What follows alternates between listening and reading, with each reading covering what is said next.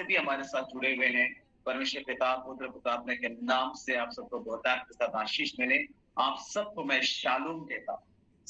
प्रभु का अनुग्रह है, इस बात पर हम प्रभु के उस जिंदा जीवित कलाम को सुन पा रहे हैं मेरे प्रभु।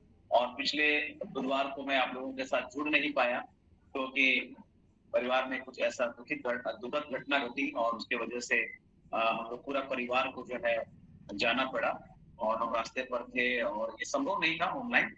लेकिन धन्यवाद कि आप एक बार फिर से आज जो है जुड़ पाए और मैं भी प्रभु को धन्यवाद देता हूँ कि मैं जुड़ पाया आप लोगों के साथ, प्रभु ने संभाल करके रखा। मेरा एक विषय चल रहा है और पिछले साल नवंबर महीने से ये विषय चल रहा है। अगर आप हमारे साथ पहली बार जुड़े हैं तो उनके लिए परिचय देना चाहूँ कि हम मेल मिलाप वाले तंबू के विषय में एक बहुत ही गहन अध्ययन कर रहे हैं और मेल मिलाप वाले तंबू के रहस्यों से हम परिचित हो रहे हैं कि वास्तव में जब परमेश्वर ने मूसा को मेल मिलाप वाला तंबू का जो डिजाइन दिया, जब उसको बनाने की आज्ञा दी, तो बहुत ही गंभीरता से परमेश्वर ने मूसा से इस बात को कहा था कि उसका 1 इंच भी इधर उधर मत करना, उसको बड़े सावधानी से उसको बनाना। जो नमूना मैंने तुम्हें दिया है उसके आधार से जो है ना तुम उसको बनाना, उस नमूने के आधार से तुम उसको बनाना। और मूसा जो है उसी तरीके से बनाया, उसमें कुछ भी अपना बुद्धि नहीं लगाया, अपना दिमाग नहीं लगाया। परमेश्वर ने जो नमूना उसको दिया था, जो डिजाइन उसको दिया था, उसी अनुसार जो है मूसा बनाता चला गया। मेरे प्रियो, आप सभी को मालूम हो गया कि मेल मिलाप वाला तंबू में कई सारी चीजें जो है तीन है, बहुत सारी चीज जो है तीन है। उसका जो भाग है वो 3 है। आप सभी को मालूम है कि उसका जो भाग है वो 3 है। वो भाग कितना है? 3 है। वो क्या क्या है? वो मेल मिलाप वाला तंबू का जो 3 भाग, आप पूछ सकते हैं जो हमारे साथ ध्यान में लगातार बने हुए हैं जी। 3 मुख्य भाग थे और वो क्या है? बाहरी आंगन और पवित्र स्थान और अति पवित्र स्थान, है ना? ये 3 मुख्य भाग था और इन 3 स्थानों में पहुंचने के लिए 3 द्वार थे। 3 द्वार थे। पहला फाटक, फिर द्वार, फिर पर्दा। फाटक, द्वार, पर्दा। आंगन से अगर आपको पवित्र स्थान तक जाना है, मतलब आंगन तक जाना है तो फाटक है, फिर द्वार है और उसके बाद महापवित्र स्थान और पवित्र स्थान के बीच में पर्दा था, जिसको यीशु के मृत्यु के समय में परमेश्वर ने फाड़ दिया, है ना? और पवित्र स्थान में 3 मुख्य उपकरण थे, दीवट, भेंट और जो है दीवट और भेंट की रोटी की मेज और धूप वेदी। और अति पवित्र स्थान में वाचा का संदूक था और वाचा के संदूक में 3 वस्तुएं थी। वाचा की पट्टियां, मन्ना से भरा सोने का मर्तमान और हारून की छड़ी, इसमें फूल फल आ गए। और तंबू में 3 श्रेणी के लोग जो है मिनिस्ट्री करते थे। 3 श्रेणी के लोग सेवकाई करते थे, महायाजक, याजक और लेवीय। याजक 3 झुंड के थे, गेशोरनी, कहाती और मरारी। आप लोगों ने सुना भी नहीं होगा, है ना? गेशोरनी कुछ लोगों ने सुना है, गेशोरनी, कहाती और मरारी। तंबू में 3 प्रकार की रोशनी थी, बाहरी आंगन की रोशनी, पवित्र स्थान में दीवट की रोशनी और पवित्र स्थान में शकीना की रोशनी अर्थात परमेश्वर की महिमा की रोशनी। बाहरी आंगन में क्या थी? सूर्य की रोशनी थी। पवित्र स्थान में क्या था? दीवट की रोशनी। और महापवित्र स्थान में क्या था? शकीना की रोशनी। और बलि के लिए 3 प्रकार के मुख्यतः जानवर का इस्तेमाल किए जाते थे, भेड़, बकरियां और पक्षी। ये 3 मेल मिलाप वाले तंबू के अंदर। तो मेल मिलाप वाले तंबू में प्रयोग 3 प्रकार का रंग का इस्तेमाल किया जाता था और वो नीला, बैंगनी और लाल। इसका भी अर्थ है, सब बातों का एक अर्थ है। यह अद्भुत है अपने आप में मेरे प्रियो कि परमेश्वर वचन का रहना जाना अर्थ को का माउथ कौन है?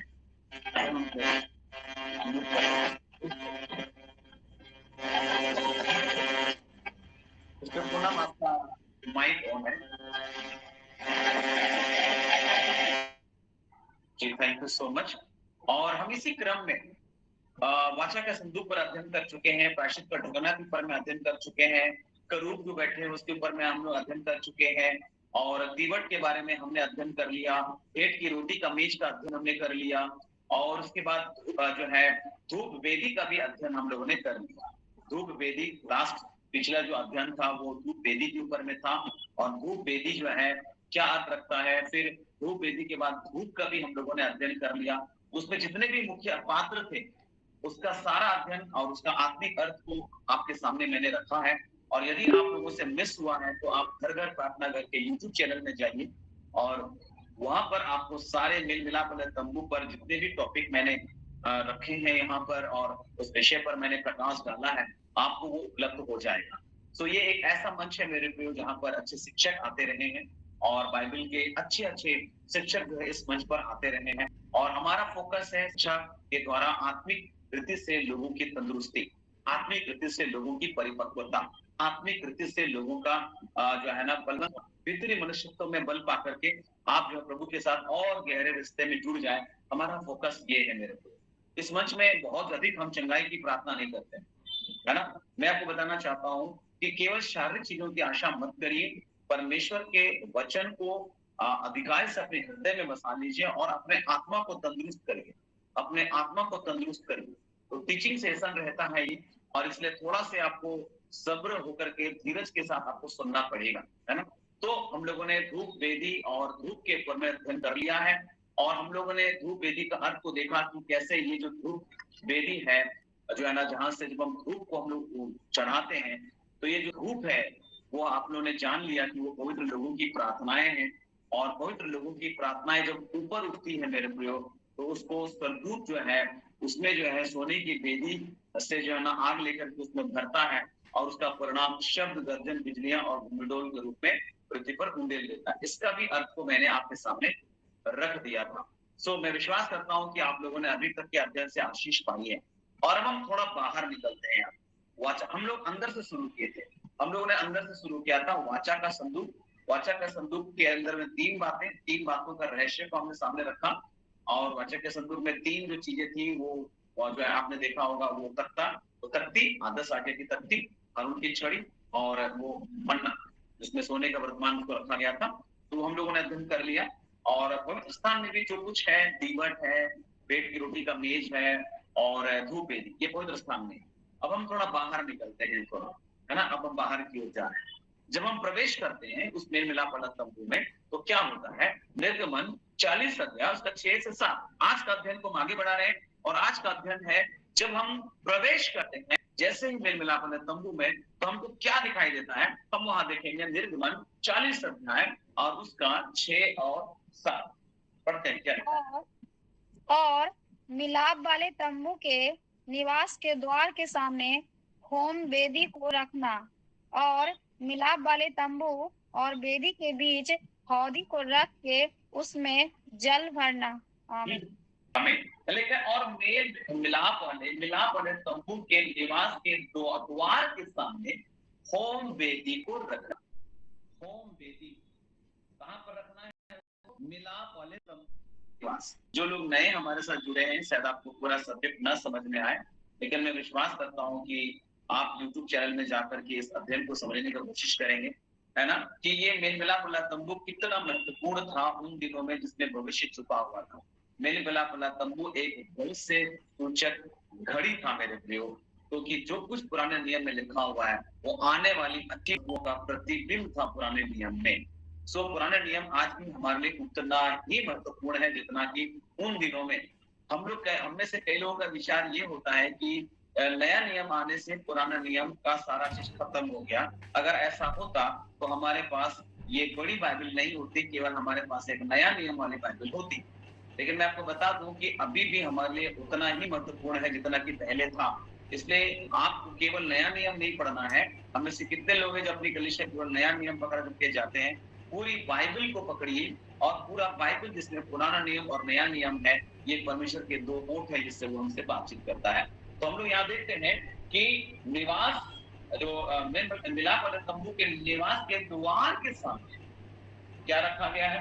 रखना बोला होम वेदी को रखना और मिलाप वाले तंबू और वेदी के बीच हौदी को रख करके उसमें जल को भरना। तो जब हम द्वार से प्रवेश करते हैं तब जो पहली बात जो दिखाई देने वाली चीज है वो है होम वेदी और ये पीतल की वेदी थी। पीतल की वेदी आप पूरा अध्ययन जब करेंगे तो आपको समझ में आएगा। ये पीतल की वेदी थी और ये द्वार के ठीक सामने है। और अब आपको बताना चाहता हूं कि ये जो द्वार है वो मसीह को दर्शाता है।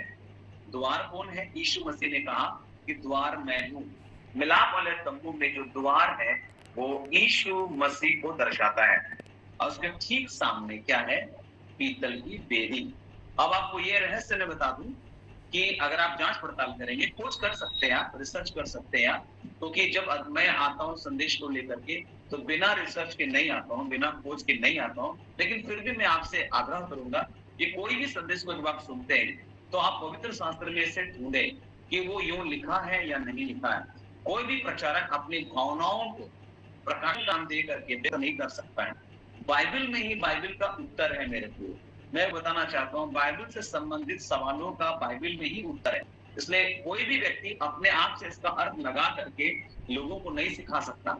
मैं आप सबसे कहना चाहता हूँ कि ये गलत फहमियां होने की वजह से बाइबल में से बहुत से गलत सिद्धांत बाहर निकले, बहुत सारे गलत शिक्षाएं बाहर निकली, और हम सब भावनाओं में बह करके हम लोग अपना अर्थ लगा लगा करके हम लोग परमेश्वर के वचन को नहीं समझ पाते हैं, और इसलिए हमारे बीच में विभेद उत्पन्न होता है ना, विभेद उत्पन्न होता है, क्योंकि हमने आत्मा की आवाज न सुन करके अपने भावनाओं को ही आत्मा की आवाज बता करके लोगों के सामने कई बार सेवकाई की, है ना। मैं उन लोगों को सावधान करना चाहता हूँ जो अपने विचारों को परमेश्वर की आत्मा की आवाज बता करके लोगों को परमेश्वर का संदेश देते हैं, है ना। नहीं, मेरे प्रियो, परमेश्वर ने अपनी सारी बातें व्यक्त कर दी है, और पवित्र शास्त्र काफी है, उसका एक एक वचन काफी है, जो बाइबल हमारे लिए काफी है मेरे प्रियो। इसलिए मैं लोगों को कई बार बोलता हूँ कि बाइबल में नया पुराना नियम है और नया नियम, लेकिन आज कई लोगों के पास अपना नियम है। मैं आप सबसे गुजारिश करूंगा कि अपना नियम ना बनाए, तो बाइबल में ही बाइबल का उत्तर आपको मिलेगा। तो द्वार जो है वो मसीह को दर्शाता है। यीशु ने कहा कि द्वार में है, और पीतल की बेदी वो क्या चीज है, वो क्रूस को दर्शाती है। पीतल की बेदी क्या है, क्रूस को दर्शाती है। इसका आत्मिक अर्थ क्या है, इसका आत्मिक अर्थ क्या है, इसका आत्मिक अर्थ यह है कि जब हम मसीह के द्वारा उद्धार में आते हैं, जब हम मसीह के द्वारा उद्धार में आते हैं, तो जो पहली वस्तु हम देखते हैं, जो पहला दर्शन हम पाते हैं, वो क्या है, मसीह का क्रूस। मसीह का क्रूस है मेरे प्रियो। वो पहला जो दर्शन है, या पहली बात जो हमको देखना चाहिए, वो है मसीह का क्रूस। आपका और मेरा उद्धार वहां छुपा है, उस क्रूस में छुपा हुआ है। सो मेरे प्रियो, जैसे ही मेल मिलाप वाला तंबू में लोग एंट्री करते हैं, तो वो लोग द्वार के पास ही ये पीतल का जो वेदी है उसको देखते हैं, ये होम वेदी को देखते हैं। होम बलिदान की वेदी। तो बलिदान की वेदी कौन सा स्थान था, क्रूस, है ना। होम वेदी, बलिदान का वेदी, वो पीतल का बना हुआ, वो कौन सा स्थान था, क्रूस। आप सभी लोग क्लियर हो जाएंगे, क्योंकि वहां बलिदान चढ़ाया जाता था, होम वेदी। तो द्वार कौन है, यीशु, और उसके नजदीक क्या है, क्रूस। तो जब आप यीशु मसीह को ग्रहण करते हैं, जब आप उद्धार पाते हैं, तो जो पहली वस्तु हम देखते हैं, जो पहला दर्शन हम पाते हैं, वो मसीह का क्रूस है मेरे। पीतल की वेदी को पार करने के बाद ही हम क्या पाएंगे, पीतल की हौदी। वहां पर 7 पद में पीतल की हौदी भी है, हौदी है ना। भेंट की रोटी, पवित्र स्थान, अति पवित्र स्थान आदि के अनुभव को बताते हैं।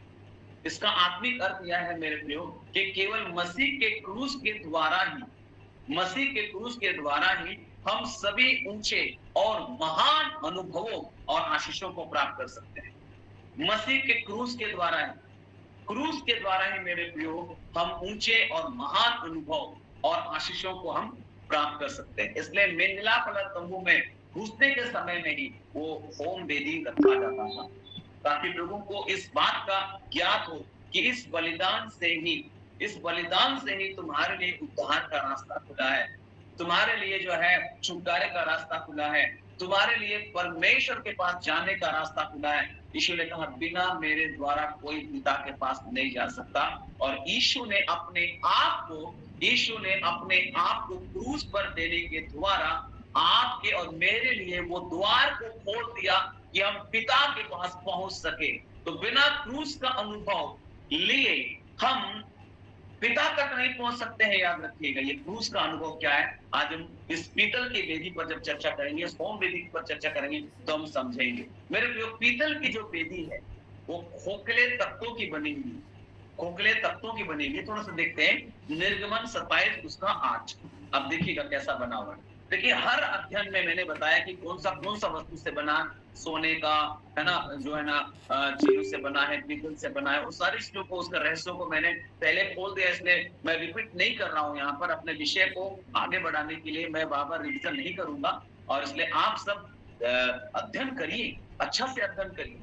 हमारे साथ समस्या ये है कि हम में से कई लोग बाइबल को ठीक से पढ़ते ही नहीं है, और अगर पढ़ते हैं तो ड्यूटी पूरा करते हैं हम लोग, और ठहर कर, रुक कर, जरा सोचते नहीं, मनन नहीं करते, ध्यान नहीं करते। बाइबल केवल पढ़ना नहीं होता है मेरे को, बाइबल को मनन करना होता है, रात और दिन इसी में ध्यान दिए रहने का मतलब है मेडिटेशन, है ना। रात और दिन पढ़ने केवल नहीं बोला गया है, मेडिटेशन के लिए बोला गया, मनन करने के लिए बोला गया है।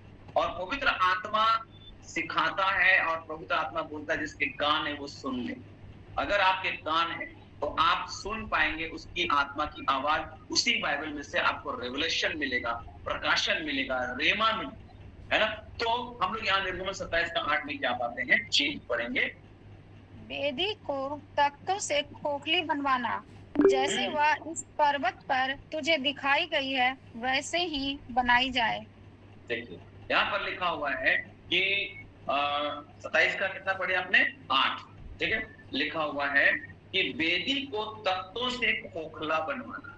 ये वेदी वही है, होम वेदी, पीतल की वेदी, है ना। ये कैसा खोखला बनाना, क्यों ऐसा खोखला क्यों बनाया जाए? वेदी को तख्तों से खोखला बनवाना, जैसी वह इस पर्वत पर तुझे दिखाई गई है वैसे ही बनाई जाए।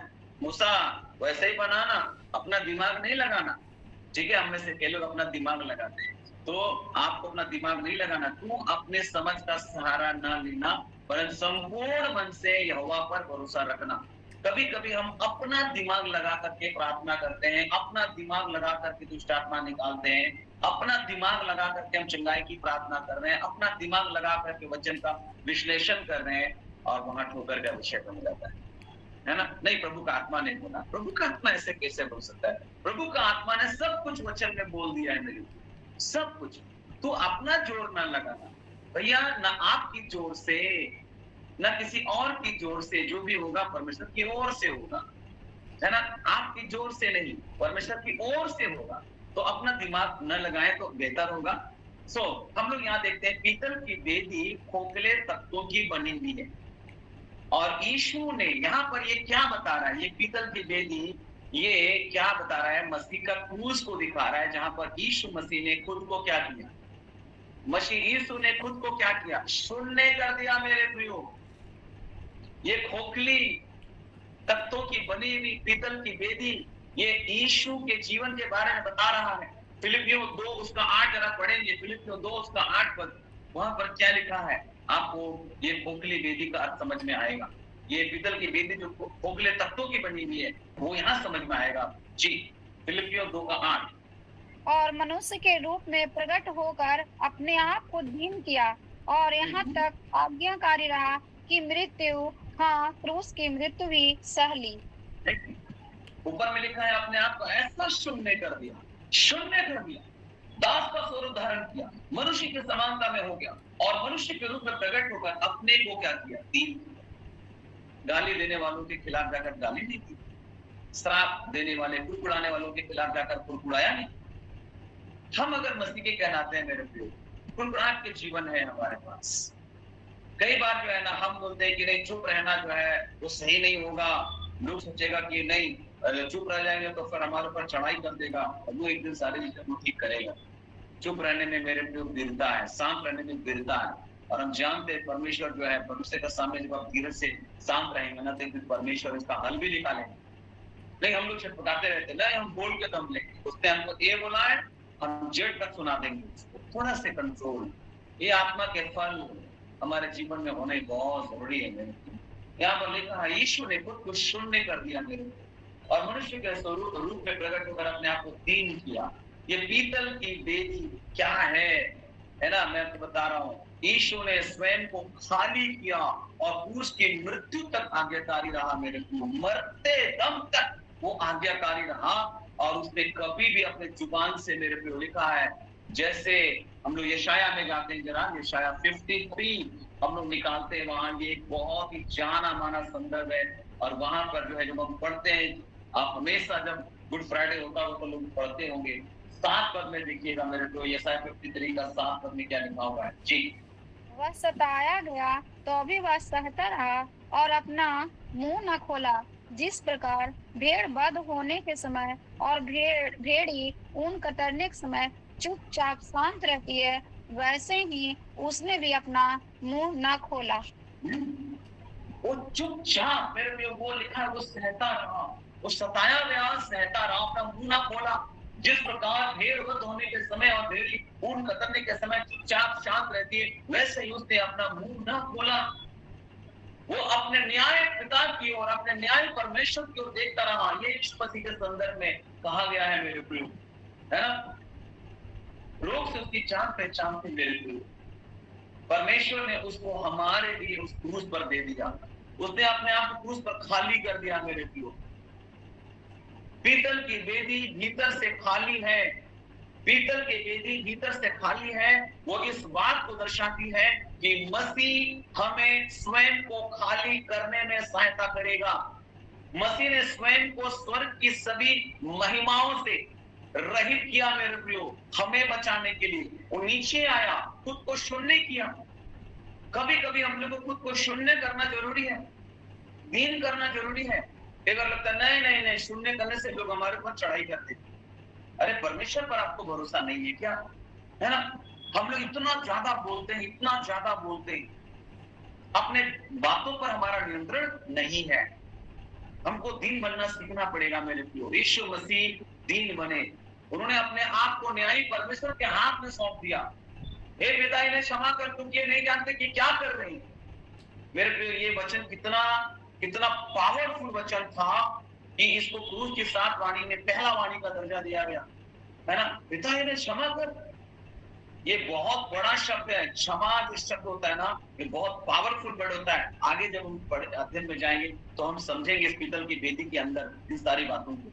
मसीह ने स्वयं को स्वर्ग की सभी महिमाओं से रहित किया मेरे प्रियो, हमें बचाने के लिए। वो नीचे आ गया। परमेश्वर ने सुनने में से, अगर आप बाइबल को पढ़ेंगे, परमेश्वर ने सुनने में से संपूर्ण ब्रह्मांड की सृष्टि की। कुछ नहीं था, सुनने से उसकी सृष्टि की मेरे प्रियो। खालीपन से उसने पूर्णता पे बनाया, जीरो से उसने सब कुछ को बनाया। कई बार हमको लगता है कि हम जीरो हो जाएंगे तो फिर लोग उस पर हंसेंगे। नहीं, जब आप परमेश्वर के सामने जीरो होंगे, परमेश्वर आपको शैतान के सामने हीरो बना देगा। हालेलुया। जब हम सोचते हैं कि हम कुछ जानते हैं, जब हम सोचते हैं कि हम कुछ जानते हैं, तब हमारा खालीपन चला जाता है और क्रूस का दर्शन खो जाता है मेरे लिए। अगर आप बोलते हो कि मैं सब जानता हूं, हमको सब मालूम है, आपका क्रूस का दर्शन खत्म हो जाएगा। पीतल की वेदी के बीचों बीच अगर आप अध्ययन करें तो जाली वाली झंझरी, पूरा अध्ययन निर्गमन का पुस्तक करिएगा तो पीतल की वेदी के बीचों बीच जाली वाली जो है झंझरी है, और यहीं पर पशु या बलि को जो है रखा जाता है, वो झंझरी है। और भेंट की रोटी के मेज में और धूप वेदी में ऊपरी हिस्सा होता है, हम लोगों ने अध्ययन किया था। परंतु पीतल की वेदी खोखली बनाई गई और उसके बीच में जाली है। उसका बीच में क्या है? जाली है। बाद में आप लोग खोज कर लीजिएगा पीतल की वेदी, है ना। यहूदी लोग जो इस्तेमाल करते थे वो होम वेदी, वो किस प्रकार का होता था, आप लोग उसको खोजेंगे तो मिल जाएगा, है ना। यदि ये पीतल की वेदी मेज या धूप वेदी के समान एक ऊपरी तल के साथ बनाई जाती और पशु उस पर रखा जाता, तो जलते समय वेदी के ऊपर रखे मांस के टुकड़े या ईंधन नीचे गिर जाते। तो इससे आत्मिक अर्थ जो हम सीखते हैं वो क्या है मेरे प्रियो? काश ऐसा होता कि एक स्लाइड चलाया जाता और उस पिक्चर होता और मैं उसको दिखाता तो आपको और अच्छा समझ में आता, है ना। ये टीचिंग सेशन है मेरे प्रियो। यहाँ मैं अपने भावनाओं को व्यक्त नहीं कर रहा हूँ, यहाँ मैं परमेश्वर के वचन से अध्ययन के साथ आया हूँ। एक बार फिर अध्ययन के साथ मैं आप सभी लोगों के साथ जुड़ रहा हूँ। ये नहीं कि प्रभु का आत्मा मुझे बोल रहा है, मेरे ओ मुझे हंसन लग रहा है, ऐसा बनावटीपन ये सब बंद करिए, प्रचार सुनना है सब, है ना। मैं आपको बता रहा हूँ ये समय, इन दिनों टीचर को सुनने का समय मेरे को याद रखिएगा। ये टीचर है, ये 5 प्रकार की मिनिस्ट्री में ये टीचर है। ये 5 प्रकार की दृष्टि में ये प्रेरित है, ये बहुवक्ता है, ये प्रचारक है, ये पास्टर, ये टीचर है, ये वाला। ये टीचर कानी उंगली, कान की खुजली, कचड़ा सब इसी उंगली से ऐसा ऐसा ऐसा करके निकलेगा, है ना। खुजली यही मिटाएगा, आपके शंका का खुजली यही मिटाएगा, यही उंगली आपके कान में टिक बैठेगा। सो मैं आपको बताना चाहता हूँ, शिक्षकों को सुनिए इस एंड टाइम में, है ना। इस एंड टाइम में मेरे प्रियो शिक्षकों को सुनने की आवश्यकता है, क्योंकि शिक्षक जो है बुनियाद को मजबूत करता है, ग्राउंड को तैयार करता है, फाउंडेशन को स्ट्रॉन्ग बनाता है। 5 प्रकार की मिनिस्ट्री कलीसिया में दी गई है इफिसियंस की पत्री 4:11 के अनुसार। उसमें जो शिक्षक की सेवकाई कहीं कहीं छूट जा रही है और हम लोग उसको सुनना नहीं चाहते। हम लोग प्रचारक को ज्यादा सुनना चाहते हैं क्योंकि वो हीलर होता है, भविष्यवक्ता को सुनना चाहते हैं क्योंकि हमारा भविष्य बताता है। अरे भाई, भविष्यवक्ता किसी का भविष्य बताने के लिए नहीं भेजा गया, तो परमेश्वर के वचन को चेतावनी स्वरूप लोगों को बताने के लिए भेजा जाता है, किसी का भविष्य बताने के लिए नहीं। ऐसे भविष्यवक्ताओं को सुनिए मत, तो गड़बड़ा जाइएगा, है ना। तो मैं आपको बताना चाहता हूँ कि यहाँ पर इसका आत्मिक अर्थ क्या है, उसको जो झंझरी बनाया गया उसके ऊपर रखा जाता है ना। ये यदि पीतल की वेदी, फिर से बता रहा हूँ, यदि ये पीतल की वेदी मेज या धूप वेदी के समान एक ऊपरी तल के साथ बनाई जाती और पशु उस पर रखा जाता, तो जलते समय क्या होता, वेदी के ऊपर रखे मांस के टुकड़े या ईंधन नीचे गिर जाते। इससे आत्मिक अर्थ जो हम सीखते हैं वो ये है कि जब तक हम खोखले नहीं होते, जब तक हम स्वयं को खाली नहीं करते, तब तक हम परमेश्वर के लिए ग्रहण योग्य एक सही बलिदान नहीं बन सकते। यदि हम स्वयं को खाली और नम्र नहीं करते हैं तो अनंत में या इटर्नल लाइफ में हमारे बलिदान, हमारे कष्ट के लिए कोई प्रतिफल नहीं होगा मेरे प्रियो। जब आप इटर्नल लाइफ में घुसेंगे, है ना, तो वहां जब आप उस अनंत में घुसेंगे, प्रवेश करेंगे, तो मैं आपको बताना चाहता हूँ वहां के लिए कोई प्रतिफल नहीं होगा, कोई प्रतिफल नहीं होगा। ईश्वर ने स्वयं को खाली किया और मर गया मेरे प्रियो। ईश्वर ने स्वयं को शून्य किया, स्वयं को खाली किया और मर गया। परंतु स्वयं को खाली करने से संबंधित मृत्यु जो है वो क्या हुआ, स्वयं को खाली करने से संबंधित बात है मृत्यु। हमें स्वयं को अपने आत्मविश्वास, अपने आत्मग्लानि, घमंड, हठ धर्मी, हठीला करना, ठेठराई करना, हमारे एक वर्ड है, इससे आपको खाली करना होगा मेरे, इससे आपको मरना चाहिए। समझ रहे बात? मैं अध्ययन के साथ बोल रहा हूँ, मैं अपनी बात नहीं बोल रहा हूँ, ठीक है। ये मत बोलेगा कि नहीं पास्टर जी जो है ना अपनी बात बोल रहे हैं, नहीं, मैं अध्ययन के साथ बोल रहा हूँ कि आपको स्वयं का जो आत्मविश्वास, कभी कभी हमारे पास बड़ा ओवर कॉन्फिडेंस होता है, थोड़ा सावधान रहिए। जो ये कहता है कि मैं गिर नहीं सकता, वो सावधान रहो। कुछ लोग बोलते हैं ना, नहीं मैं गिर ही नहीं सकता हूँ, नहीं मेरे साथ ऐसा नहीं होगा, ऐसा हो ही नहीं सकता, मैं गलत होगा। मैं आपको वचन दिखा दूं, जो ये कहता है कि मैं गिर नहीं सकता, वो सावधान रहो, लिखा है बाइबल में, ठीक है। कुछ लोग ओवर कॉन्फिडेंस में चले जाते हैं, कुछ लोग घमंड में चले जाते हैं, कुछ लोग हठीलेपन, हठ धर्मी करके बोलो, ढिठाईपन करके बोलो। मेरे पे ऐसे चीजों से अपने आप को खाली करिए और मरना है। हमें प्रतिदिन स्वयं को मृत्यु के लिए खाली करने की आवश्यकता है। ये होम वेदी यही सिखाता है मेरे प्रियो। ये होम वेदी जो खोखला बनाया गया है, वो खाली बनाया, खोखला उसको बनाया गया है, वो यही चीज को बता रहा है मेरे प्रियो। यीशु ने उस होम वेदी अर्थात क्रूस पर अपने आप को खाली किया, शून्य किया मेरे प्रियो, शून्य किया। स्वयं को खाली करने की आवश्यकता है मृत्यु के लिए, और मृत्यु तक में अंतर है मेरे प्रियो। हम बुड़बुड़ाहट की आत्मा के साथ मृत्यु तक आज्ञाकारी हो सकते हैं। मृत्यु तक आज्ञाकारी होना हमारे पुराने मनुष्य स्वेच्छा के लिए मरना है।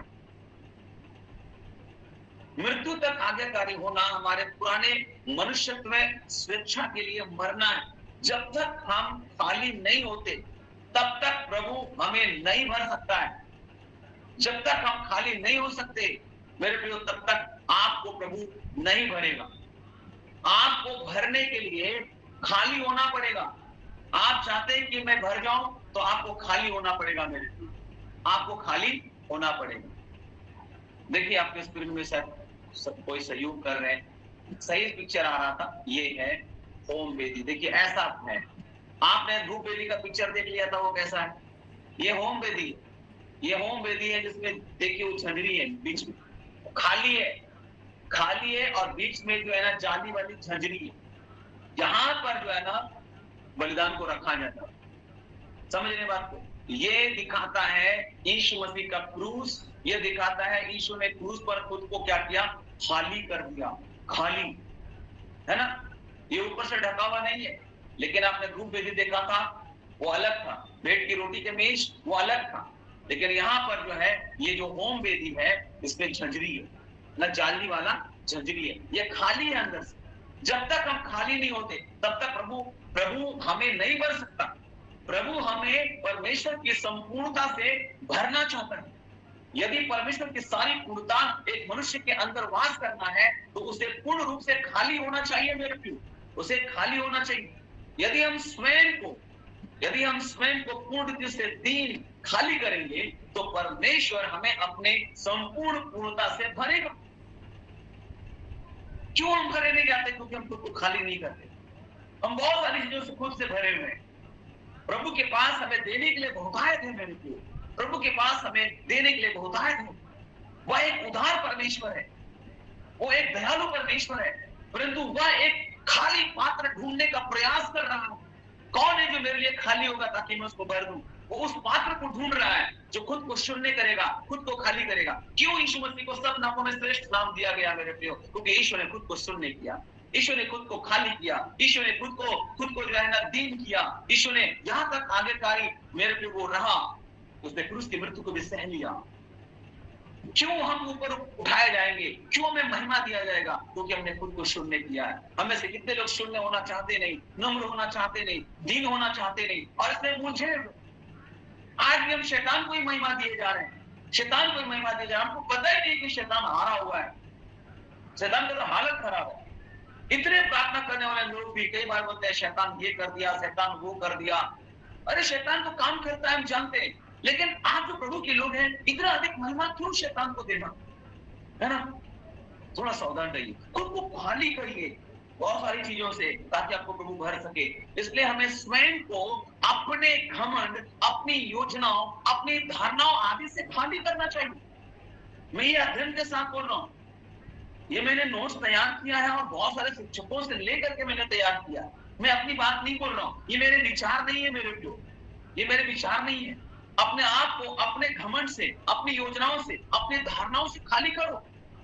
अपने आप को अपने आत्मिक जो घमंड है उससे खाली करो, अपने आत्मविश्वास, ओवर कॉन्फिडेंस से खाली करो, अपने हठीलेपन से अपने आप को खाली करो, अपने ढिठाईपन से अपने आप को खाली करो। हम ढिठाईपन में लगे हैं मेरे प्रियो। जब नवमी भरपूरी थी, जब नवमी के पास भरपूरी थी मेरे प्रियो, तब वो बेतलहम से बाहर गई, तब वो बेतलहम से बाहर गई और मोआब चली गई। जब हम भरपूर होते हैं तो हम परमेश्वर की योजना, परमेश्वर की इच्छा से बाहर चले जाते हैं। उसको नहीं जाना चाहिए था मोआब, वो भरपूरी में वहां गई थी, लेकिन क्या हो गया? वहां सब कुछ खत्म हो गया, उसका सब कुछ खत्म हो गया। नवमी भरपूरी से बाहर गई और खाली होकर के वापस लौट गई। वो गए थे पति और 2 बेटों के साथ, वापस खाली आई एक बहू के साथ, बस। परंतु दूसरी ओर रूत खाली आई, रूत खाली आई और प्रभु ने उसे भर दिया। प्रभु ने उसे क्या कर दिया? भर दिया। समझ रहे? कभी कभी बेतलहम में रहने वाला खाली हो जाता है और मोआब का रहने वाला भर जाता है। आप समझ रहे बात को? ये बेतलहम में रहने वाला कौन है? एक विश्वासी। और मोआबी कौन है? एक अन्य जाति। आप समझ रहे? एक बेतलहम वासी नोमी खाली हो गई और एक मोआबी स्त्री रूत भरपूर हो गई। आप समझ रहे? क्योंकि वो शून्य हो गई। उसने बोला मेरा परमेश्वर, मेरा परमेश्वर। उसके पास मौका था अपने देश लौट जाने के लिए, लेकिन अपने आप को दीन नहीं, सासू माँ आपके साथ ही हम रहेंगे, हम आपकी सेवा करेंगे, आपके लोग मेरे लोग होंगे, तेरा परमेश्वर मेरा परमेश्वर होगा। जहां तुझे मिट्टी दी जाएगी वहां मेरी मिट्टी होगी। कैसे खुद को शून्य कर दी मेरे प्रियो, इसलिए वो भरी गई, इसलिए वो आशीषित हुई और महान राजा दाऊद की परदादी होने का उसको गौरव प्राप्त हुआ। वंशावली में उसका भी नाम शामिल हो गया, इस मसीह की वंशावली। एक मोआबी स्त्री। आप समझ रहे प्रभु कैसे काम करता है? एक भरी पूरी स्त्री, भरपूरी में जिंदगी जीने वाली नोमी खाली हो गई। बेतलहम वासी थी, बेतलहम की वासी खाली हो गई और मोआबी वाली भर गई। आशीषों से भर गई। समझ रहे हैं? इसलिए बेतलहम वासियों, घमंड मत करना, क्या जाने मुआबिन को प्रभु उठा दे। आप समझ रहे हैं मेरी आत्मिक बात को? कई लोग जो आत्मिक लोग हैं वो समझ जाएंगे बात को, है ना? इसलिए जैसे हम द्वार के द्वारा, जैसे ही हम मसीह के पास आते हैं, है ना, जैसे ही हम द्वार के द्वारा या जैसे ही हम मसीह के पास आते हैं, द्वार के द्वारा का मतलब मसीह के द्वारा, है ना, हम उसके पास आते हैं, सबसे पहले हमें अवश्य ही क्रूस की महिमाओं का दर्शन होना चाहिए।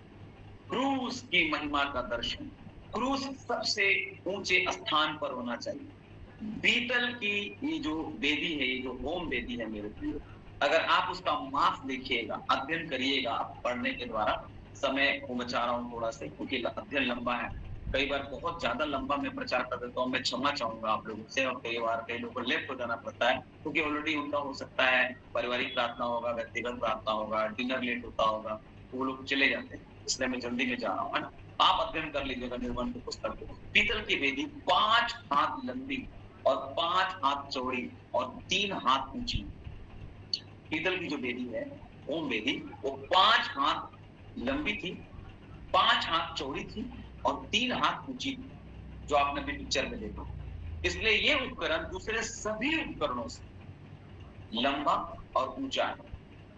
लंबा और ऊंचा, जितने भी आप पात्र देखते हैं, है ना, जरूर पवित्र स्थान में जो धूप वेदी थी वो अन्य पात्रों से, दीवट से और पेट की रोटी के मेज से थोड़ा सा ऊंचा है ना, लेकिन जितने भी पात्र और तीनों क्षेत्र के, आंगन के, पवित्र स्थान, महापवित्र स्थान, जितने भी पात्र हैं, उनमें से ये जो होम वेदी है वो सबसे लंबा चौड़ा, सबसे लंबा चौड़ा।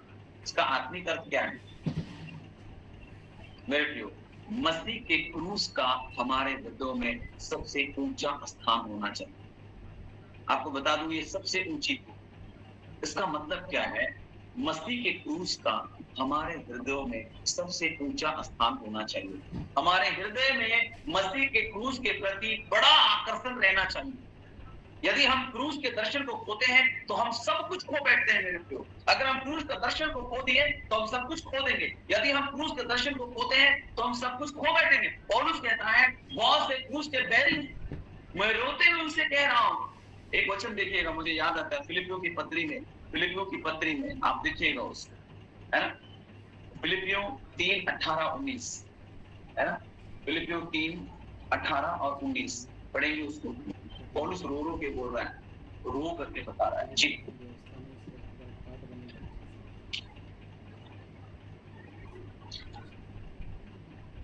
क्योंकि बहुत से चाल चलते हैं जिनकी चर्चा मैंने तुमसे बार बार की है, और अब भी रो रो कर कहता हूँ कि वो अपनी चाल चलन से मसीह के क्रूस के बैरी हैं। उसका अंत विनाश है। उनका ईश्वर पेट है। वो अपनी लज्जा की बातों पर घमंड करते हैं और पृथ्वी की वस्तुओं पर मन लगाए रहते हैं। क्योंकि बहुत से ऐसी चाल चलते हैं जिनकी चर्चा मैंने तुमसे बार बार की है मेरे प्रियो। कई बार पौलुस ने वैसा प्रचार किया तो ये दोषारोपण की बात नहीं थी। ये लोगों के जीवन को देखने के द्वारा उसने उन सब बातों को कहा। मैंने बार बार की है और अब भी रो रो कर कहता हूं कि वे अपनी चाल चलन से मसीह के क्रूस के क्या है? बैरी, क्रूस के बैरी। हम में से आज कितने लोग क्रूस के दर्शन को नहीं समझ पा रहे?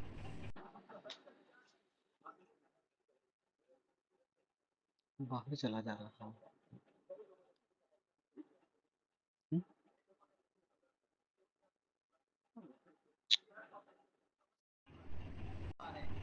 हमारे हृदय में मसीह के क्रूस के प्रति बड़ा आकर्षण रहना चाहिए। यदि हम क्रूस के दर्शन को खोते हैं तो हम सब कुछ को खो बैठेंगे मेरे प्रियो। क्रूस मसीह के निमित्त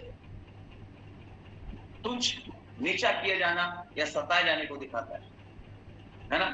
ये क्या दिखाता है? क्रूस तुच्छ किया जाना, नीचा किया जाना, सताया जाना, कष्ट में डाल दिया जाना, तकलीफ उठाना, है ना? ये क्रूस उसको दिखाता है। क्रूस बहुत सुंदर जगह नहीं था।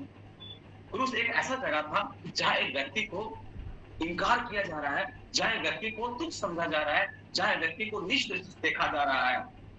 सारे लोग वहां से जो गुजर रहे थे जब यीशु मसीह क्रूस पर था मेरे प्रियो, सिर हिला हिला करके उसकी निंदा कर रहे थे। ये निंदा का जगह है, ये अपमान का जगह है।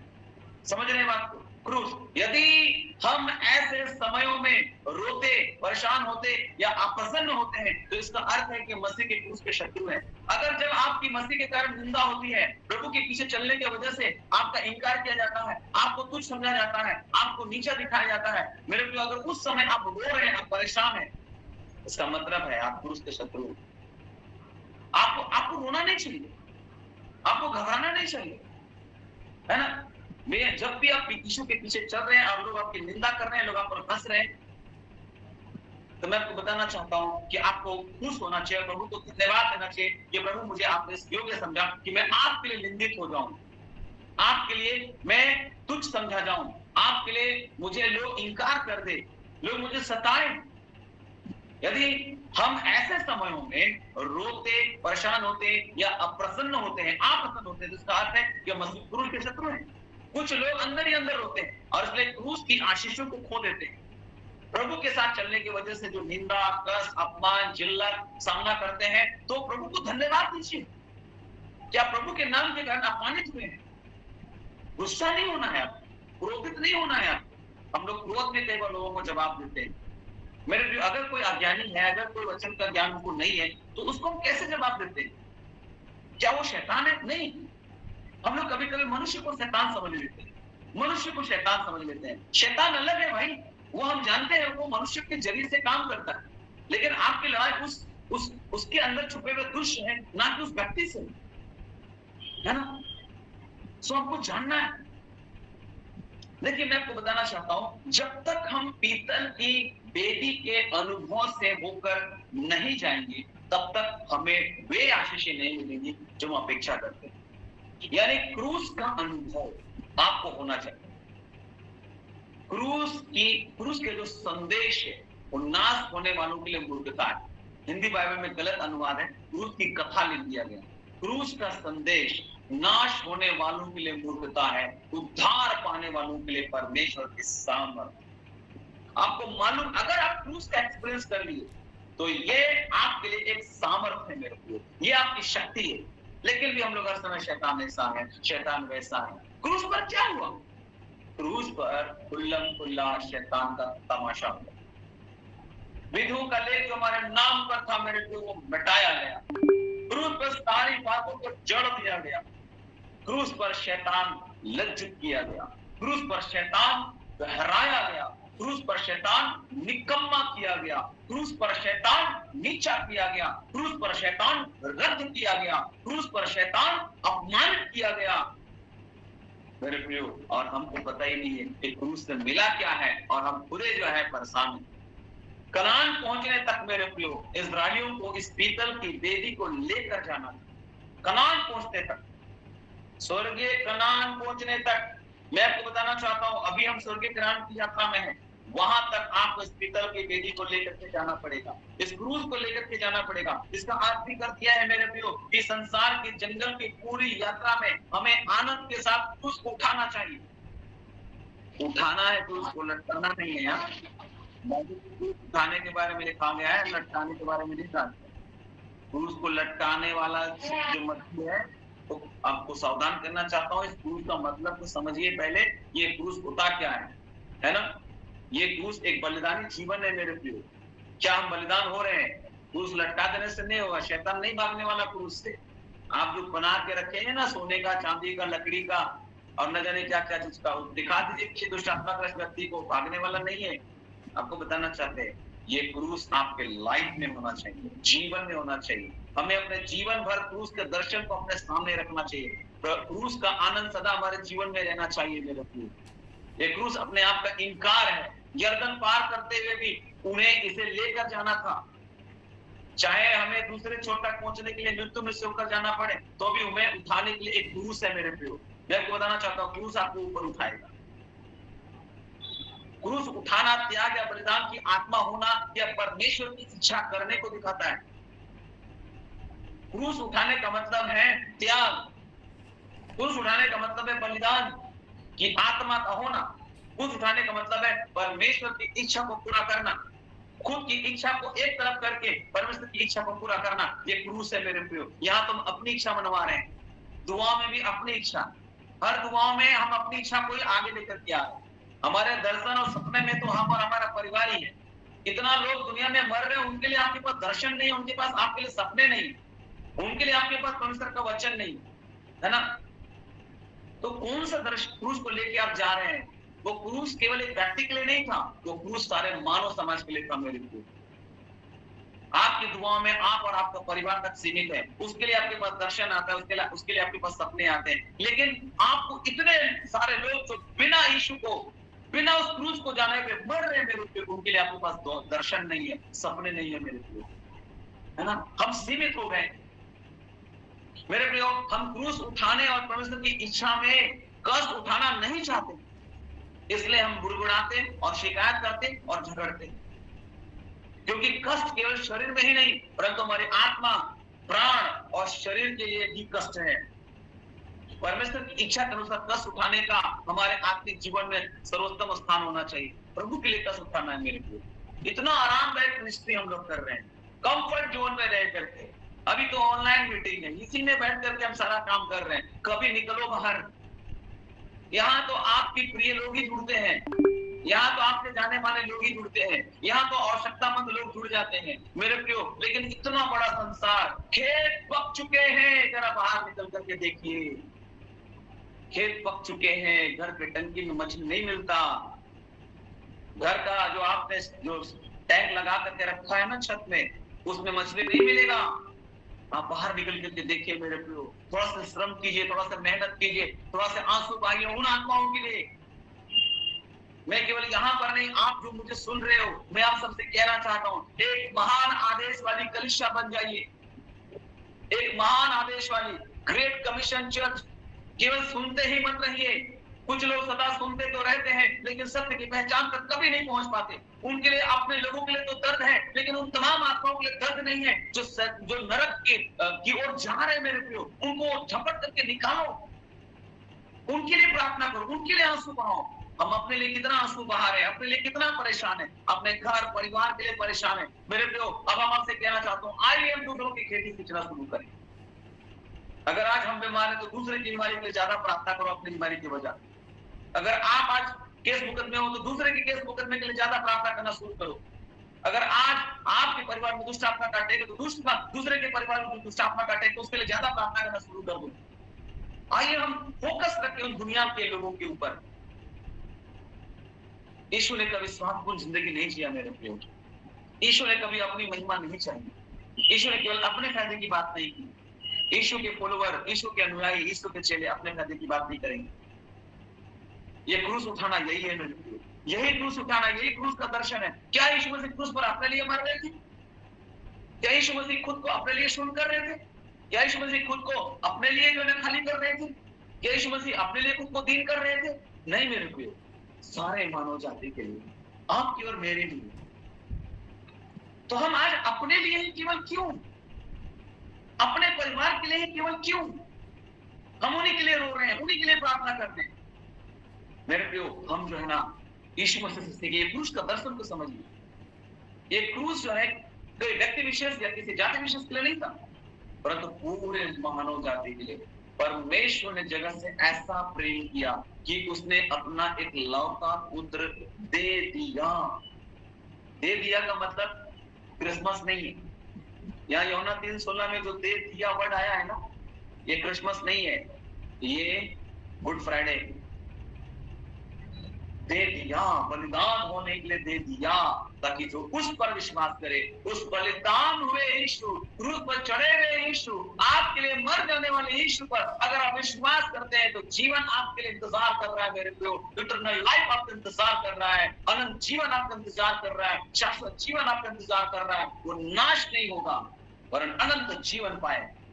हालेलुया मेरे प्रियो। यदि हम परमेश्वर की इच्छा करने में होने वाले कष्टों से बचने या भागने का प्रयास करेंगे तो हमें और अधिक कष्ट होंगे और वे प्रतिफल रहित होंगे। उदाहरण के लिए यर्दन पार करना परमेश्वर की इच्छा के अनुसार कष्ट उठाना था। यर्दन पार करना इजरायलियों के लिए। जब इजरायली अपनी यात्रा के अंत में पहुंचे तब रूबेन, गाद और मनशे से के आधे गोत्र ने कहा कि वे यरदन को पार करके दूसरी ओर नहीं जाना चाहते। आप अध्ययन करिएगा तो पाइएगा, ये लोगों ने बोला हम लोग उधर नहीं जाना है। उन्होंने कहा कि गिलाद के देश में उनके पशुओं के लिए पर्याप्त घास है, हम लोग इधर ही रहेंगे और इसलिए वे वहीं रहेंगे। उन लोग ऐसा बोलने लगे। प्रभु ने इसे मान ली, चलो ठीक है, तुम लोग को जहां रहना रहो। यदि आप परमेश्वर की इच्छा में कष्ट उठाना नहीं चाहते हैं तो मैं बोलूंगा तो आप परमेश्वर आगे बढ़ने में आपके लिए बहुत प्रकार के बाधाओं को आप देखोगे, है ना। मैं क्या बता रहा हूं कि इन लोगों ने इनकार किया कि हमको नहीं जाना है यरदन के पार। इन लोगों ने इनकार किया कि हम लोग को यरदन के पार नहीं जाना। परमेश्वर बोला ठीक है। इन लोगों ने बोला कि हम लोग को यहाँ गिलाद में जो है ना सारे पशु जो है ना के लिए घास एकदम पर्याप्त है, इसलिए हम लोग को यरदन के पार नहीं जाना, हम लोग यहीं रहेंगे। तो प्रभु ने इसको मान लिया। यदि आप परमेश्वर की इच्छा में कष्ट उठाना नहीं चाहते हैं तो परमेश्वर आपको ऐसा करने के लिए बाधित कभी नहीं करेगा, नहीं रोकेगा। चलो ठीक है बेटा, तुमको इधर ही रहना है तो इधर रहो, आप जो चाहे वो चुन सकते हैं क्योंकि परमेश्वर ने आपने चुनाव का अधिकार दिया, आप चुन सकते हैं। परंतु क्या हुआ मेरे प्रियो, उन्हें यरदन को पार करना पड़ा। 7 जातियों और 31 राजाओं के विरुद्ध युद्ध लड़ना पड़ा उन लोगों को और सारे कष्टों का सामना करना पड़ा और फिर उन्हें यरदन को दोबारा पार करना पड़ा। ये हुआ था। आप पूरा अध्ययन यशु की पुस्तक का अध्ययन करिएगा। उन्हें 2 बार यरदन को पार करना पड़ा, 7 जातियों से लड़ना पड़ा, 31 राजाओं से लड़ना पड़ा। वो दुगना कष्ट था। अगर एक बार में मान लेते तो एक ही कष्ट आता, लेकिन दोबारा उन लोगों के पास जो कष्ट आया ना, नहीं माना। इसीलिए देखिए, परमेश्वर एक बार आपके जीवन में कष्ट को अनुमति देता है। प्रभु को धन्यवाद दीजिए इस बात के लिए, घबराइए नहीं। प्रभु मैं इसको एक्सेप्ट करता हूँ, ये मेरे सीखने के लिए है। लेकिन कभी कभी हम सोचते हैं कि कष्ट ना आए, कष्ट ना आए, कष्ट ना आए बोलते बोलते कष्ट ज्यादा आ जाता है। जो बोलता है कष्ट ना आए उसको ज्यादा ही कष्ट मिलने लग जाता है ना। तो मैं आपको बताना चाहता हूं कि उनको यरदन पार करना पड़ा, उन्हें 2 बार यरदन को पार करना पड़ा।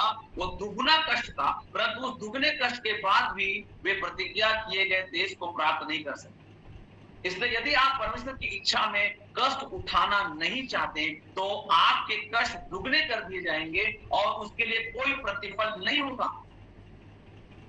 यदि हम परमेश्वर की इच्छा में कष्ट उठाना नहीं चाहते हैं तो ना केवल हम अनावश्यक रूप से कष्ट पाएंगे परंतु दूसरों को भी कष्ट देंगे। यदि हम अपना क्रूस नहीं उठाते हैं तो हम दूसरों के लिए क्रूस बन जाएंगे। मेरे प्रिय याद रखिएगा, अगर आप अपना क्रूस नहीं उठाएंगे ना तो दूसरे के लिए आप क्रूस बन जाइएगा। हम दूसरों के लिए बोझ बन जाएंगे। इसका मतलब क्या है? दूसरों के लिए बोझ बन जाएंगे। प्रभु ने योना को निनवे जाने के लिए कहा, लेकिन योना निनवे में कष्ट उठाने के लिए तैयार नहीं। योना बोल रहा है हम नहीं जाएंगे, वहां के लोग अच्छे लोग नहीं है, वो लोग नरक की चल जाए तो अच्छा है, मैं वहां जाऊंगा, वो लोग बुरे लोग हैं, वो लोग मुझे कष्ट देंगे, है ना। योना जाने के लिए तैयार नहीं हुआ। प्रभु ने योना को निनवे जाने के लिए कहा। इसके स्थान पर उसने तरसीस का जहाज का टिकट कटा करके मस्त जहाज का कोने में जाकर सो गया। उसने जहाज कहाँ का पकड़ा? तरसीस का। जाना था निनवे, जहाज कहाँ का पकड़ा? तरसीस का। इसलिए क्या हुआ? एक मछली के पेट में 3 दिन और 3 रात उसको रहना पड़ा। और ये कोई आसान बात नहीं। उसने सोचा होगा कि वो तो लगता है कि मर के नरक में चला गया, उसको ऐसा लगा होगा। वो समुद्र में जंप किया ना, उसको लगा गए हम मर गए, हम नरक में। उसने सुना होगा नरक बहुत गरम गरम है और उसने स्वयं को मछली के पेट में गरम गरम पाया। मछली के पेट में गरम गरम ही लग रहा और उसको पेट के अंदर तो गर्माहट रहती है, तो अत्यंत गर्म स्थान में खुद को पाया। उसको लगा मर गए और नरक पहुंच गए। प्रभु का बात हमने सुने ना, इसलिए, है ना। और इसलिए वहां से वो क्या बोलता है योना 2:2 में लिखता है, लोग के उदर में से मैं चिल्ला उठा, नरक के अंदर से मैं क्या हुआ? चिल्ला उठा। नरक का घोर अंधियारा और मछली के पेट में उसने खुद, मछली का पेट को नरक का घोर अंधियारा वो मान रहा था। और वहां से लिखा है योना 2:2 में कि मैं चिल्ला उठा। यदि हम परमेश्वर की इच्छा में कष्ट उठाने से भागेंगे, अगर आप निनवे छोड़कर तरसीस के आराम की ओर भागेंगे तो वह हमारे लिए नरक होगा मेरे को, और हम दूसरों के लिए भी नरक हम जो ना बन जाएंगे, हम दूसरों के लिए भी नरक बना देंगे। योना जिस जहाज में चढ़ा था उसके यात्रियों की परेशानी और अति क्लेश का कारण वही था। समझ रहे बात को? जब आप निनिवे छोड़ करके तर्शीश भागेंगे ना, तो तर्शीश में साथ में यात्रा करने वाले लोगों के लिए अगर कष्ट बन जाएंगे।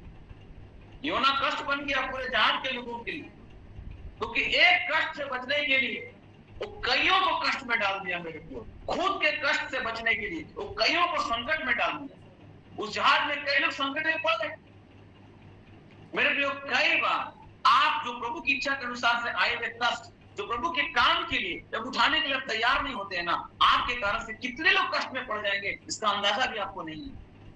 ये क्रूस का दर्शन क्या है उसको मैं समझा रहा हूं आप लोग। ये होमबदी क्या है मेरे प्रियो।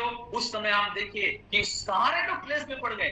जब हम परमेश्वर की इच्छा में कष्ट उठाने से भागना चाहते हैं, तब हमारे साथ सभी संकट में पड़ जाएंगे। इसलिए पीतल की वेदी को तंबू में पहला स्थान दिया गया। वो द्वार के पास सबसे पहले जो कुछ मिलेगा, मेरे मिला वाला तंबू में जैसे आप घुसिएगा ना, सबसे पहले होम वेदी, पीतल का वेदी आपको मिलेगा। हमारा जीवन एक तंबू है मेरे प्रियो। हमें अवश्य ही मसीह के क्रूस और परमेश्वर की इच्छा में कष्ट उठाने को प्रथम स्थान देना चाहिए। मसीह के लिए कष्ट उठाइए, मसीह के लिए कष्ट उठाइए। मसीहत मुहक्का का नाम नहीं, एक संघर्ष, एक लड़ाई, एक जंग है मेरे प्रियो। ये है। और मैं आपको बताना चाहता हूं, कष्ट आपको अकेले नहीं भोगना पड़ेगा। परमेश्वर की इच्छा में कष्ट उठाना हल्का है, क्योंकि हम कभी भी अकेले कष्ट नहीं उठाते। याद रखिएगा, हमारे साथ कष्ट उठाने के लिए एक व्यक्ति है मेरे प्रियो। इसलिए पौलुस क्या कहता है, और पौलुस फिलिपियों 3:10 में बोलता है, और मैं उसको और उसके मृत्युंजय की सामर्थ को और उसके साथ दुखों में सहभागी होने के मर्म को जानूं। उसके साथ दुखों में सहभागी होना इस बात को दर्शाता है मेरे प्रियो कि हमारे कष्टों में कोई साथ है। अगर आप प्रभु के लिए कष्ट उठा रहे हैं, तो मैं आपको बताना चाहता हूँ उस कष्ट में कोई तो है, और वो यीशु मसीह है जो आपके साथ है।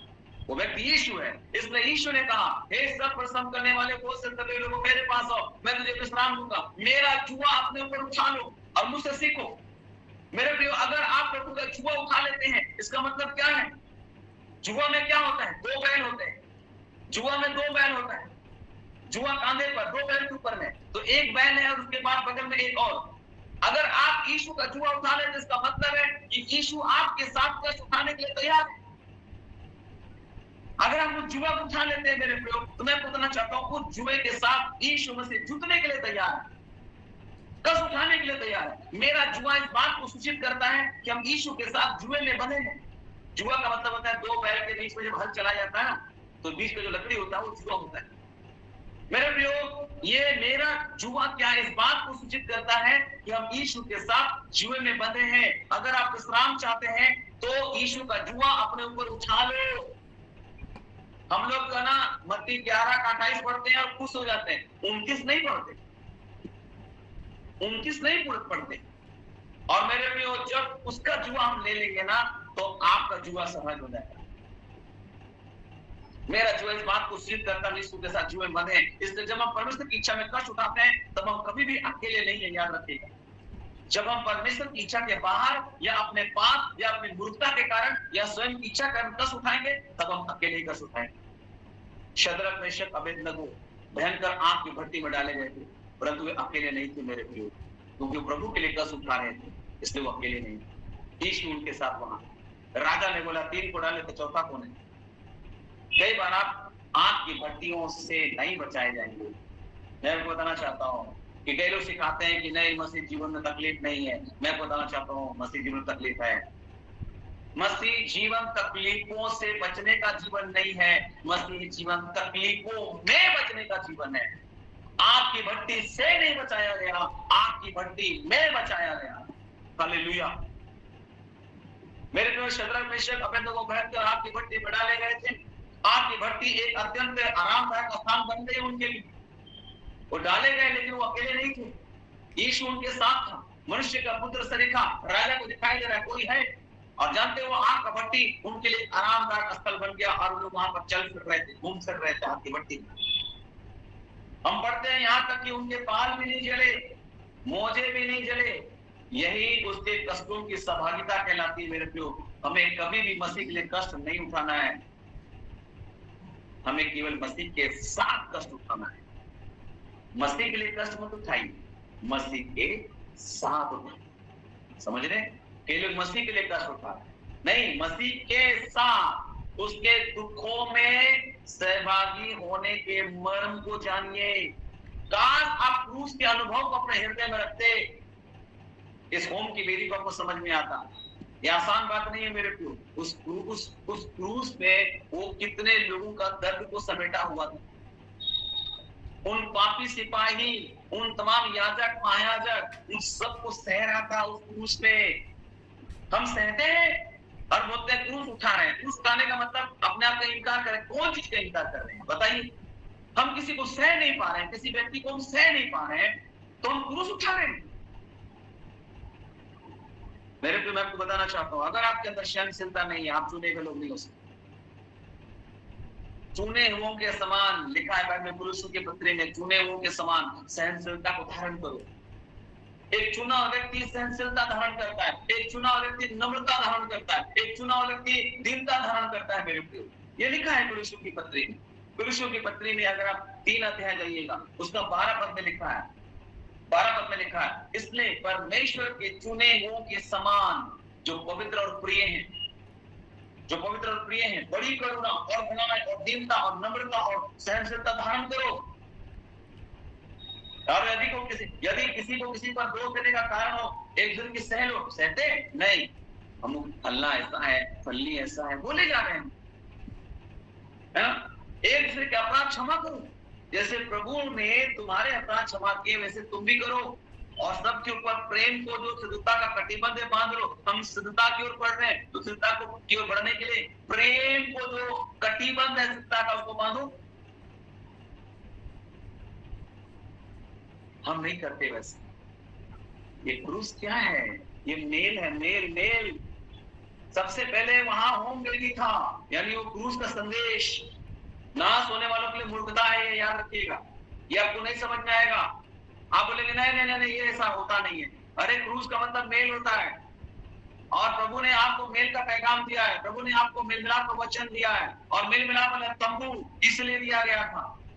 लेकिन हमारे पास अहम है, अहंकार है, झगड़े हैं, और हम बोलते हैं क्रूस लाके चल रहे हैं। कैसे क्रूस लाके चल रहे हैं? जब आपके अंदर नम्रता नहीं, दीनता नहीं, सहनशीलता नहीं, एक दूसरे के सह नहीं रहे, क्षमा नहीं कर पा रहे हैं, आपके अंदर प्रेम नहीं है, तो आप उस सिद्धता का प्रतिबंध आपके पास नहीं है। तो आपको मसीह के लिए कष्ट नहीं उठाना है, आपको मसीह के साथ कष्ट उठाना है। हम उसके साथ दुख उठाएं कि हम उसके साथ महिमा भी पाए। रोमी 8:17 में लिखा है, अगर आप उसके साथ दुख उठाते हैं तो महिमा पाएंगे। उसके लिए दुख उठाए तो कुछ नहीं होगा, उसके साथ हम उसके साथ दुख उठाएं कि उसके साथ महिमा भी पाए। रोमी 8:17। समय नहीं है, इसलिए हम समाप्त करेंगे अपने समय विषय को। हमारे लिए बहुत ही अधिक तसल्ली और प्रोत्साहन है, हमें अकेले कष्ट नहीं उठाना है। मेरे प्रियो, प्रभु हमारे साथ कष्ट उठाने के लिए तैयार है। हालेलुया। मेरे प्रियो, तंबू में आने पर जो सबसे पहले वस्तु हम देखते हैं वह है लहू। आंगन में ही आपको मिल जाएगा लहू, जो पीतल की वेदी के पूर्व की ओर है। पीतल की वेदी, होम वेदी के पूर्व की ओर है। जब याजक पाप बलि चढ़ाता है ना, 5 प्रकार के बलिदान में पाप बलि चढ़ाता है ना, तो वह कुछ लहू लेकर तंबू के पूर्व की ओर छिड़कता है, और दूसरा याजक अपने हाथों और पांव को धोता है। इसलिए चारों ओर पानी है, वहां लहू है, पानी है आंगन में। और जब एक सैनिक ने यीशु के हृदय को भेदा, तब उस भाग से, हृदय से लहू और पानी निकला। यहां भी हम लहू और पानी को देखते हैं। लहू, क्षमा, और पानी परमेश्वर के प्रेम को दर्शाता है। मेरे प्रिय, जब भेदा गया यीशु के छाती को, तो क्या निकला? पानी और लहू निकला। ये लहू का मतलब जानते क्या होता है? लहू का मतलब होता है क्षमा। खोज कर लीजिए, आप किसी भी धर्म वैज्ञानिक से पूछ लीजिए, है ना? लहू का मतलब होता है क्षमा, और पानी का मतलब क्या होता है? प्रेम। पानी जो होता है वो परमेश्वर के प्रेम को दर्शाता है। अर्थात यदि हमें पवित्र स्थान और महापवित्र स्थान का गहरा और महान अनुभव चाहिए, तो उसके लिए हमें मूल रूप से मसीह के समान क्षमा और मसीह के समान प्रेम की आवश्यकता है। आंगन में ही घुसते साथ द्वार के पास ये सारी चीजें थी। इससे पहले कि आप मेल मिलाप उस तंबू के पवित्र स्थान में और महापवित्र स्थान में प्रवेश करें, मेरे प्रियो, ये अनुभव हमको लेना पड़ेगा। ये क्षमा और प्रेम का अनुभव लेना पड़ेगा। इससे पहले कि आप महापवित्र स्थान में जाइए, अगर आपने क्षमा और प्रेम का अनुभव नहीं लिया है और अगर आपके अंदर प्रेम और क्षमा नहीं, तो महापवित्र स्थान का एक्सपीरियंस भूल गई, आप महापवित्र स्थान का अनुभव ले नहीं पाएंगे। समझ रहे बात को?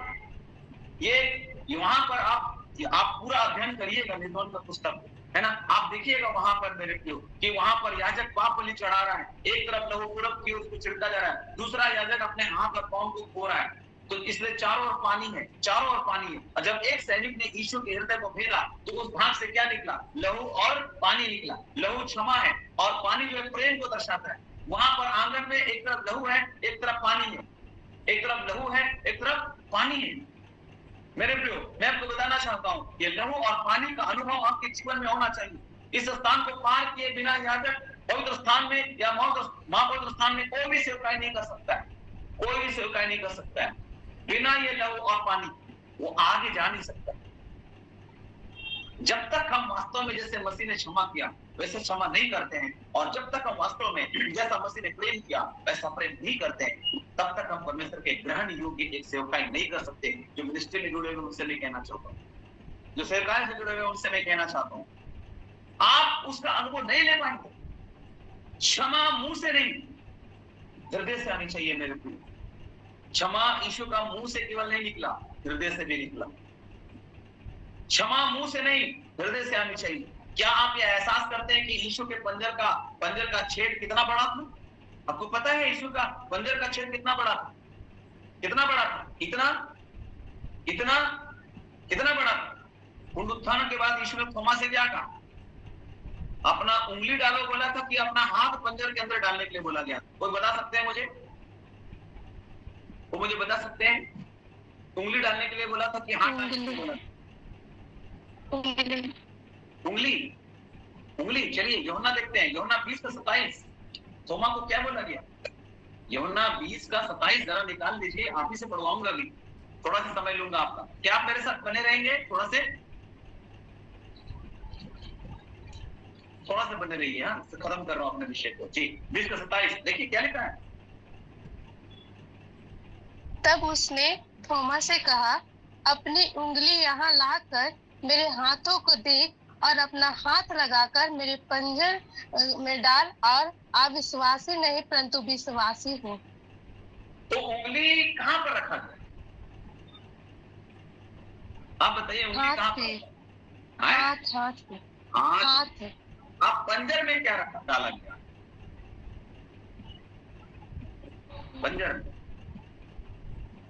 पंजर में क्या डाला गया? अपना हाथ लाकर मेरे अपना हाथ लाकर। तो आप बताइए, पंजर में उंगली डाला गया था कि हाथ डाला गया था? हाथ सर। हाथ डाला गया था। बाप रे बाप, कितना बड़ा छेद था होगा। लाकर पंजर में डाल बोला तुम आपको। उंगली तो वो हथेली में डाला गया, लेकिन पंजर में पूरा हाथ घुस सकता है। कल्पना कीजिए मेरे प्रियो, ये छेद कितना बड़ा होगा। बड़ा छेद इस बात को दर्शाता है मेरे प्रियो कि यीशु ने हमें कितना अधिक क्षमा और प्रेम किया। आप समझ रहे बात को? हाथ डाला जा सकता था उसमें, यीशु के पंजर में हाथ डाला जा सकता था। इतना बड़ा छेद है, कितना बड़ा प्यार और कितना बड़ा क्षमा वो चीज दिखाता है मेरे प्रियो। और हम उसके कहलाते हैं, हमारे पास कितना बड़ा प्रेम और कितना बड़ा क्षमा है। देखिए, हम बर्दाश्त नहीं कर रहे एक दूसरे को, आप तब तक पवित्र स्थान और महापवित्र स्थान के अनुभव को नहीं पाएंगे जब तक आप आंगन में द्वार के पास उस बेदी के सेवकाई को नहीं समझेंगे, होम बेदी के सेवकाई को नहीं समझेंगे, उस पानी और लहू के अर्थ को नहीं समझेंगे। आप कभी भी अच्छे सेवकाई नहीं कर पाइएगा। ये क्षमा और प्रेम का सेवकाई है मेरे प्रियो। ये क्रूस का दर्शन है। क्रूस का मतलब ही क्षमा है मेरे प्रियो। क्रूस का दर्शन ही मेल है मेरे प्रियो। क्रूस का दर्शन ही शांति है मेरे प्रियो। क्रूस का दर्शन ही मेरे प्रियो, वहां मैंने भुला दिया तेरे सारे गुनाहों को। हम तो याद करते रहते जीवन भर, उसने मेरे साथ ये किया, छोड़ूंगा नहीं उसको, है ना। तो आप क्रूस उठाए हुए हैं, क्या सेवकाई कर रहे हैं? केवल हालेलुया प्रेज लॉर्ड रबा रबा बोलने से नहीं होगा। मैं आपको बता रहा हूं, यीशु ने थोमा से कहा पंजर में हाथ डालो। ये कहने के बाद अपना हाथ लाकर मेरे पंजर में डाल। यीशु ने कहा आप विश्वासी नहीं परंतु विश्वासी हो। यीशु ने ये नहीं कहा कृपया मेरी सभी प्रतिज्ञाओं को याद करो, थोमा को नहीं बोला मेरे प्रतिज्ञाओं को याद करो, मेरे उत्साहित करने वाले शब्दों को याद करो, मेरे चमत्कारों को याद करो, मुझ पर विश्वास करो थोमा, ऐसा नहीं बोला। थोमा जब विश्वास नहीं कर रहा था ना, तो यीशु मसीह ऐसा नहीं बोला तुम मेरा प्रचार नहीं सुना है, विश्वास नहीं कर रहा है तुम, है ना, क्या मेरा चमत्कार तुम नहीं देखा, विश्वास नहीं कर रहा है, मेरी प्रतिज्ञाओं को तुम नहीं जानते। खाली क्या बोला, अपना पंजर दिखाकर बोला यहाँ हाथ डाल दो, तुमको समझ में आया। मेरे प्रियो, यीशु के पंजर या हृदय में इतनी शक्ति थी, यीशु के पंजर और हृदय में इतनी शक्ति थी कि उसने इस संदेह करने वाले व्यक्ति को विश्वास करने वाला बना दिया और महान सेवकाई भारत के अंदर थोमा कर दिया, जिसके परिणाम आप और हम। हालेलुया। इसको बना दिया। थोमा ने ऐसा नहीं कि सच में डाल दिया था, एक महान विश्वासी बन गया। उसके बाद जब हम इस बात का आभास कर लेंगे कि यीशु ने हमें कितना क्षमा किया और प्रेम किया, तो यह हमारे सभी संदेहों, शंकाओं, शकों को, अविश्वास को मिटा देगा। जब यीशु ने थोमा को अपना पंजर दिखाया और उससे अपने पंजर में हाथ डालने के लिए कहा, तो थोमा की प्रतिक्रिया क्या थी मेरे प्रियो? थोमा की प्रतिक्रिया क्या थी? उसने यीशु के महान प्रेम और महान क्षमा का आभास किया। उसने आभास किया। यदि आप किसी समय संदेह करते और पूछते हैं क्या मैं कभी सिद्ध बन सकता हूँ, क्या मैं उठाए जाने के लिए तैयार हूँगा, क्या मैं पवित्र जीवन बिता सकता हूँ, क्या मैं सियोन में जाऊंगा, क्या मैं सियोन में हूँगा, तो यीशु आपसे यह कहते हुए बातें कर रहा है, अब मेरे पंजर में और छेद को देख, मेरे हाथों में इन छेदों को देख। उसके अत्यधिक कष्ट ही हमारे प्रति उसके महान प्रेम का प्रमाण है मेरे प्रियो। जब तक हम वास्तव में परमेश्वर की क्षमा और प्रेम को अनुभव नहीं करते, तब तक हम दूसरे सभी आत्मिक अनुभवों का आनंद नहीं उठा सकते। आज हम इससे कह रहे हो, इसीलिए उस आनंद को नहीं उठा पा रहे मेरे प्रियो, क्योंकि हमको मेल मिलाप वाला तंबू का शुरुआत द्वार में ही उस पीतल का जो वेदी है, होम वेदी है, उसका अर्थ जो क्रूस है, वो क्रूस ही नहीं समझ में आया है, तो आगे क्या समझ में आएगा आपको? वो क्रूस क्या था मेरे प्रियो? हर साल गुड फ्राइडे मनाते हैं, 7 पानी को हम लोग रटे हुए हैं, बोले जा रहे हैं, लेकिन कभी आपने समझा उस क्रूस की सबसे पहली वाणी जो क्षमा का वचन है? अगर आप यही नहीं कर पाए तो क्या कर पाएंगे? एक पुनरुत्थित शरीर में कोई घाव का चिन्ह है और घाव नहीं होते। पुनरुत्थित शरीर सिद्ध होते हैं मेरे प्रियो। पुनरुत्थित शरीर जो है वो सिद्ध होते हैं। जो घाव के चिन्ह और घाव यीशु ने दिखाए, वे यह दिखाने के लिए थे कि उसने हमको कितना क्षमा किया। एक पुनरुत्थित शरीर में घाव नहीं होता है, लेकिन यीशु मसीह ने अपने उस पुनरुत्थित शरीर में घाव को दिखा दिया। उसने घाव को दिखाया और वो इसलिए दिखाया ताकि वो बता सके कि हमसे कितना प्रेम किया और उसने कितना हमें क्षमा किया। एक अर्थ में मेरे प्रियो, यीशु के घाव के चिन्ह से भरा ये शरीर ये दिखाता है कि हमारे उत्थान पाए हुए शरीर की महिमा इस बात पर आधारित होगी कि हम दूसरों को कितना अधिक क्षमा करते और प्रेम करते। आप अगर पुनरुत्थित शरीर को पाएंगे तभी पाएंगे आपने कितना क्षमा और कितना प्रेम किया। यीशु ने कितना प्रेम और कितना क्षमा किया, जिसका कल्पना भी नहीं कर सकते, उसका आकलन भी नहीं कर सकते। इसलिए उसके पास पुनरुत्थित शरीर था। आपके पास एक पुनरुत्थित शरीर कैसे होगा? हम लोग विश्वास में जो मसीह में मरे हैं जी उठेंगे, इतना आसान है। आपने यीशु के उस पुनरुत्थित शरीर में उस घाव को आप जो जान रहे समझ रहे हैं, इसका मतलब क्या है? क्षमा और प्रेम। वो घाव मतलब क्षमा और प्रेम था। उस घाव के अंदर थोमा को बता रहा है ये तुम्हारे प्रति प्यार है, क्षमा है। मेरे प्रियो, अगर आपके अंदर वो भाव अर्थात प्रेम और क्षमा नहीं है तो पुनरुत्थित शरीर की आशा मत करिएगा। चाहे हम प्रभु के लिए कितना भी कष्ट उठा लें, यदि हम दूसरों को प्रेम और क्षमा नहीं करते हैं तो हमारे उत्थान पाए हुए शरीर में वास्तविक महिमा नहीं होगी। एक भाषा का अध्ययन करने के लिए पहले आप वर्णों का अध्ययन करते हैं। क्षमा करना और प्रेम करना हमारे आत्मिक जीवन की वर्णमाला है। आत्मिक जीवन की वर्णमाला क्या है? क्षमा और प्रेम। जैसे मेरे प्रियो, एप्पल के लिए सबसे पहले ABCD सीखना पड़ता है। मेरे प्रियो, वर्णमाला, एक भाषा को समझने के लिए पहले वर्णमाला समझना होगा, पहले वर्णमाला समझना पड़ेगा, तभी तो शब्दों का भेद समझिएगा। अरे नॉन, प्रोनाउन, जो है ना, वर्ब, एडवर्ब, एडजेक्टिव, इसको समझने के लिए आपको सबसे पहले वर्णमाला समझना पड़ेगा।